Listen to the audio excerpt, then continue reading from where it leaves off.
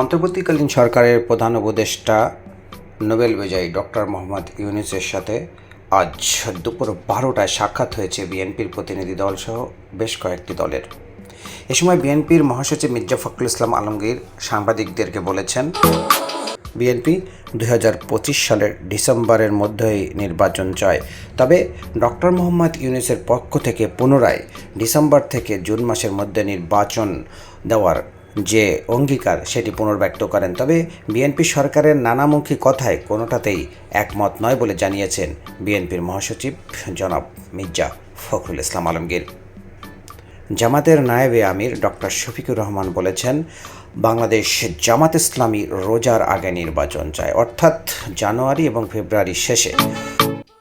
বাংলাদেশ জাতীয়তাবাদী দল বিএনপি এবং জামাতে ইসলামী যদি একই সময় বা কাছাকাছি সময় নির্বাচন চায়, তাহলে ডিসেম্বর বা জানুয়ারির মধ্যে বাংলাদেশে একটা অবাধ, সুষ্ঠু, নিরপেক্ষ নির্বাচন অনুষ্ঠান হওয়ার প্রবল সম্ভাবনা রয়েছে, যদি পরবর্তীতে বাংলাদেশ জামাত ইসলামী তাদের মতের কোনো পরিবর্তন না আনেন।